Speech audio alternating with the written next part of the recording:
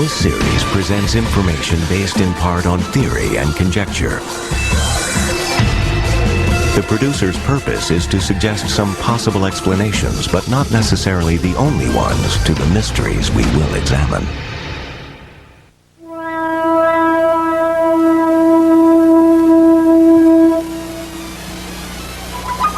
They've been reported at dusk or in the dead of night, in clearings amid still woods and fields in lonely farm country.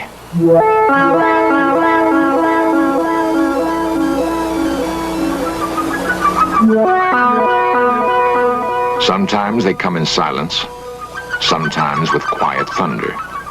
Often they leave marks in the earth, signals of their passing. They've been seen but fleetingly, and their extraordinary presence creates a frightening mystery. In fields from West Virginia through Wisconsin to Oregon are the beginnings of answers.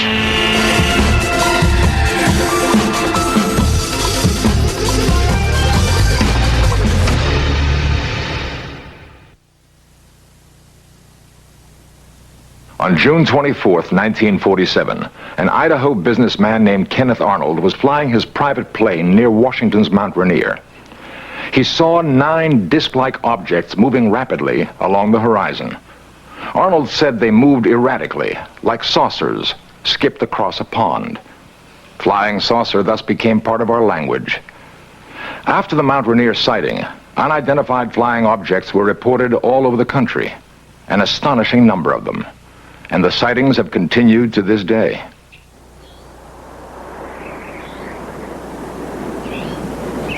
A chill morning in Mellon, Wisconsin.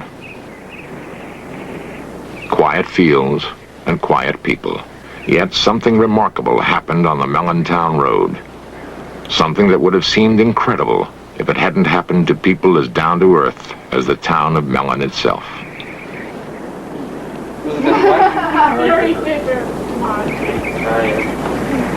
much did you make out of last year? Maybe about 20-some bucks. I made about $5.60. Philip Baker works in a mill on the same job for more than 20 years. He's grown up here and passed on to his children a love for the land, a love for planting and harvesting his own crops, for cutting wood to warm the house in the long Wisconsin winters. He was an officer in his union once, but stepped down because it meant too much time away from his wife Shirley and their kids, Monty, Jeff, Jane, and John. Lazy, good for nothing. The most important things to the Baker family are hard work and being together. They were together the most incredible night of their lives. It was March 13, 1975. I was carrying 2 cats. I was walking to the garage. And I got by this corner, right by the house here. And I looked, and there was this weird object, funny noises, and it was really bright, and I didn't know what I should do. So I was going back and forth, and finally I threw the cat in the garage. And then I ran to the house around the corner, and I couldn't get the door open. When I first saw it, I was standing approximately right here, but I couldn't get too good of a view of it because the brush and the trees were in the way. So then I went back into the house, and I got my coat on. My 2 youngest boys and Jane were following me. We went over here to get a better look at the object that was sitting on the road, and my curiosity still wanted me to get a better view of it, so we walked down. Of course, the ground was covered with snow, and my car was sitting here in the driveway, and of course there were snowbanks on the side of the roads, and there's where I got my estimate of the size of the object, approximately 12 feet in diameter, with the markings in the snow, and I would judge the object at the center of it was approximately 6 feet high. It was like a turtle.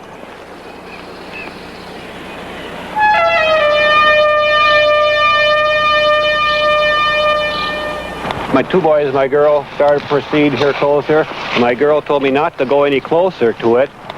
She ran back in the house. He was going to go walking up to it, and I went back to the house and told my mom that he was going to go up there and get closer to it. and she came out and she yelled at him. My wife came out and hollered at me and told me not to be foolish and go any closer to it, not knowing exactly what the object was on the road. And of course I did get a very good view of it from here, as there was nothing blocking my vision on the road.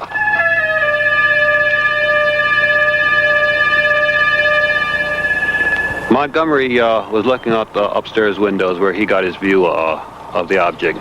And we went in the house and we called the deputy sheriff. And when the deputy said hello, there was a boom and it was gone. I went out and I couldn't see it anymore.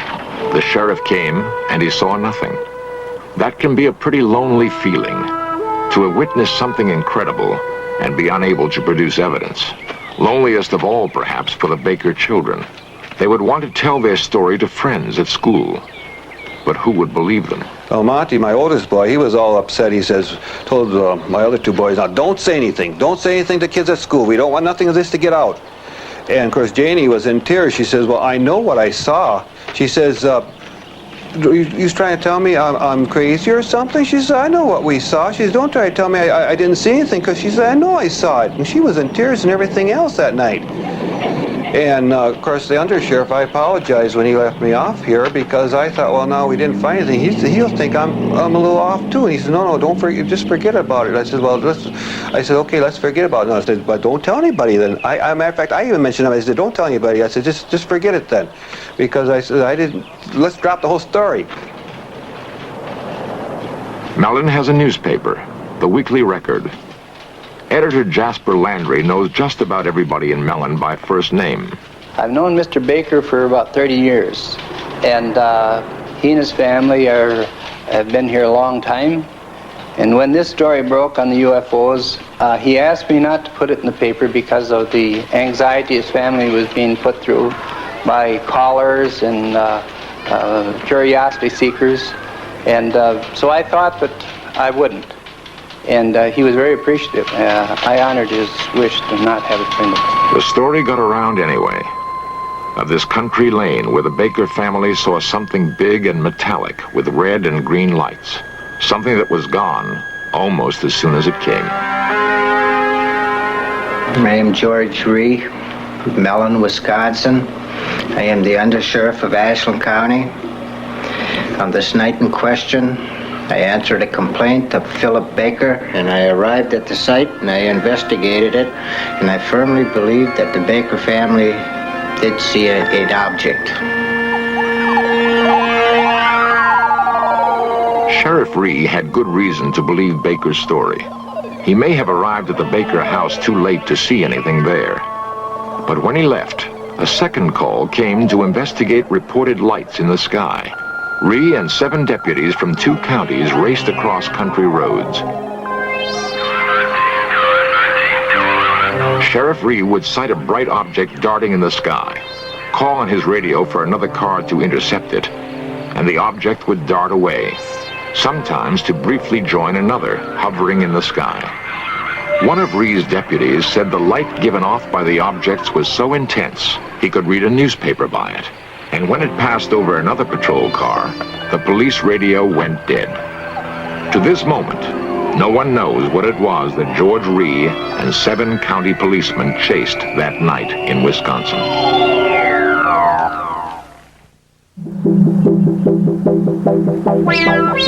Big Chimney, West Virginia.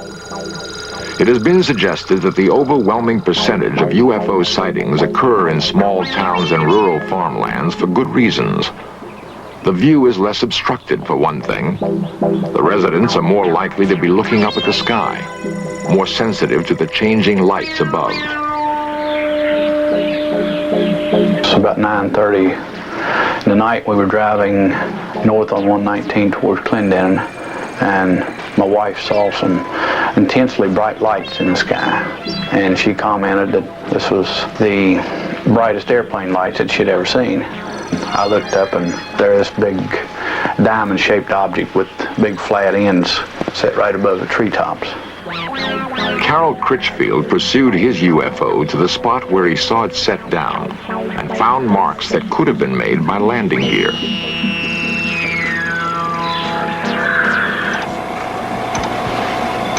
Critchfield is a foreman in a big chimney chemical plant. He's not the sort of man who is often called on to take lie detector tests. But he knows how incredible his story must sound. I'm Ian Criswell from the Criswell Security Agency in Wheeling, West Virginia. Myself and a team of investigative specialists conducted extensive polygraph testing of Mr. Critchfield.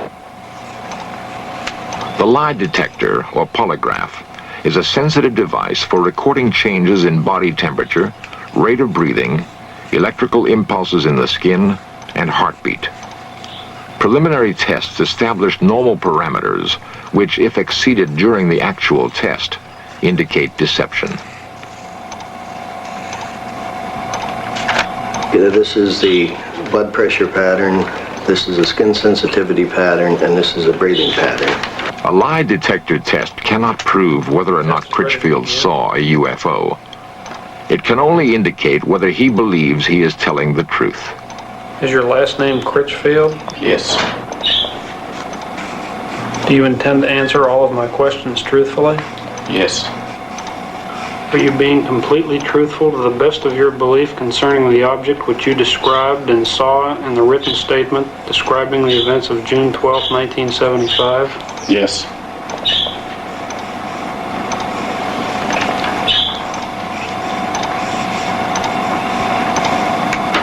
Are you being truthful when you say that in the first 35 years of your life you have never lied to a police officer? Yes. Are you being completely truthful when you say that you have no knowledge of how the burn spots and other evidence were created other than by the object described in your written statement? Yes.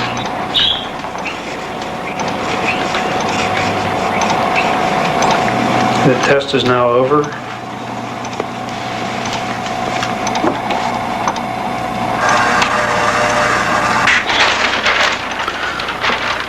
On the first question here concerning Mr. Critchfield's name, there was no reaction in any of the tracings. And the second question concerning the, does he plan to answer all questions truthfully? Again, there were no reactions indicating deception. And question number 3 concerning the object that Mr. Critchfield described in a written statement previous to this examination, there were no reactions significant of deception. On the question concerning the burn spots and the other evidence left by the object, there were no reactions indicative of deception. And it is our opinion that Mr. Critchfield has told the complete truth about all statements concerning the object he cited on June 12, 1975. It would be unusual indeed if a man not noted for vivid imagination and guile could invent a story about a UFO and then control half a dozen involuntary body functions in such a way as to fool a sophisticated machine and experienced technicians. Much easier to believe that something extraordinary happened on a hilltop in Big Chimney, West Virginia. Something that touched Carol Critchfield's life and left him wondering.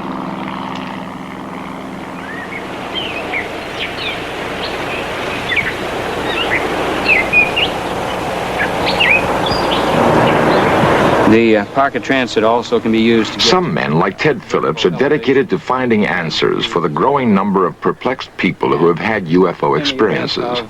Phillips is an amateur scientist and UFO investigator. Neat little pocket penetrometer.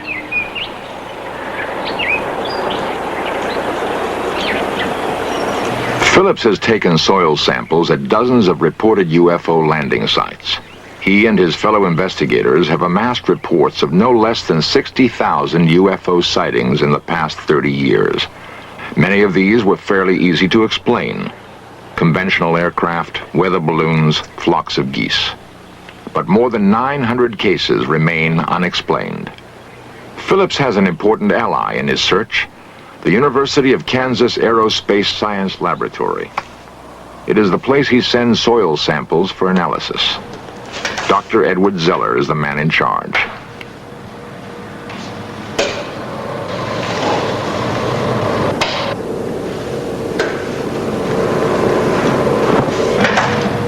Zeller believes it would be unscientific to ignore UFO reports, and that the techniques of hard scientific analysis can be put to work finding answers. Medford, Minnesota. Medford provided Dr. Zeller with a test sample, and a remarkable story told by Janet Kay provides the background. On the night of November 2nd, 1975, I was sitting here doing my homework, and I looked out the window, and right above the blue building, I saw a UFO come down out of the sky. And it landed behind the building, and behind the building is a football field. It landed there. There were two other witnesses, Janet's mother, Helen, and her brother, Jerry. A lot of people in town saw it. I don't know how many people saw it and told us the next day that they saw this thing up in the sky. In the sky. As we pulled around the driveway here, I noticed up by the blue shed over there that there was something in the sky. So I pulled out of the driveway, and I said, turn down here, we can maybe get closer to it. So we just went over this way. And then you could just see it real good before the trees. It was definitely right there. And we just drove up here, and by that stop sign there, the railroad tracks, there's a fence across, so we couldn't go any further. And we just noticed it. It was just coming right in front of the trees, and we just stood here a minute till we saw it just glide over the top of the trees, and then it was gone. Well, a couple days later, after we saw the UFO go down, I saw a lot of people over here looking at something, so I came over here and I found this big brown spot on the football field where the grass had been burnt. As you can see, the blue building is right over there, and the burned spot is right here, and it's right in line with the window we saw the UFO come down from. Now, this happens to be the sample from the Medford site, number 2, which does show some strange luminescence properties. And so I'd want to make sure that the sample that I'm dealing with is not in itself radioactive. And I don't find that it is. I don't see any evidence of increased radioactivity. Yeah, at the time, it wasn't scary. It didn't frighten me when I looked out the window and I saw it. I didn't get scared or anything. But afterwards, when I realized that what I had seen was unexplainable, that's when it started to get scary. And then when they found the patch on the football field, well, that got a little worse. Furnace ready to be inserted here into the light chamber. And now we've inserted the sample, which is on the electric furnace, into the chamber, and we're going to start heating it. It's been 6 months since we saw the UFO go down, and as you can see, the burnt spot is still visible.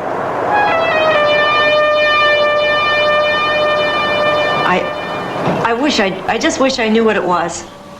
Don't you think so? Yeah, I mean, if it was something, you know, from another country or something the Army was putting up in the air, I wish they'd come and tell us that this was it, and not just leave us out here thinking that it was something from some outer space place. I'd be satisfied with any kind of an explanation. Well, we're going to start off here by looking then at the glow curves, which I ran about 2 months ago on the Medford site. And if we look at the curve at the center of the site, we see that there's just a very small rise here. That is, the luminescence peak is very small. At the edge of the site, as we proceed along here, at the edge of the site, we discover the intense luminescence. Now, this luminescence that we are observing is apparently the result of some sort of radiation effect. It looks, at least, as though that particular sample at the edge of the site has been subjected to some kind of high-energy radiation. If I had never seen a UFO, I wouldn't believe in it. I wouldn't believe me if I were you. Because I have nothing to show you. I can't say, you know, I saw this. I just have nothing. All you have is my word. But there is more than just Mrs. Kay's word.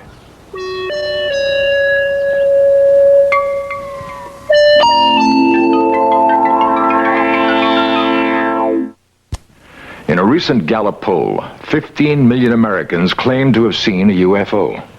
15 million. The same poll showed that 51% of the adult population is convinced that flying saucers are real. For those who haven't seen one, this is a recreation of what Carol Critchfield saw on a hilltop in Big Chimney, West Virginia.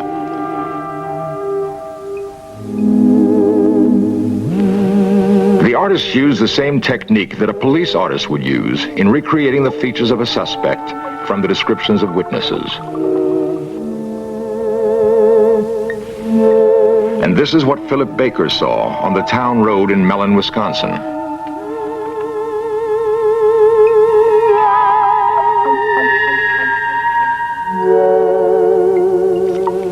Helen Kay and her children saw this object land on a football field in Medford, Minnesota.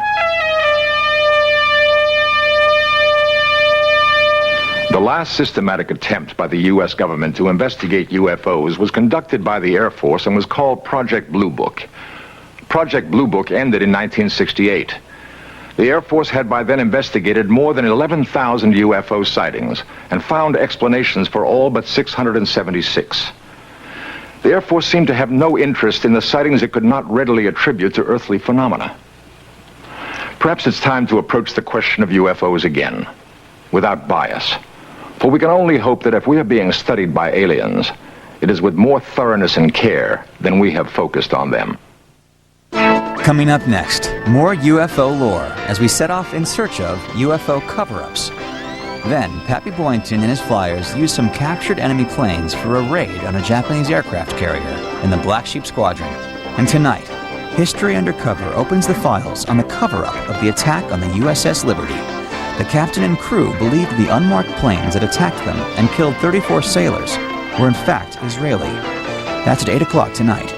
But stay tuned now for In Search Of, here on the History Channel.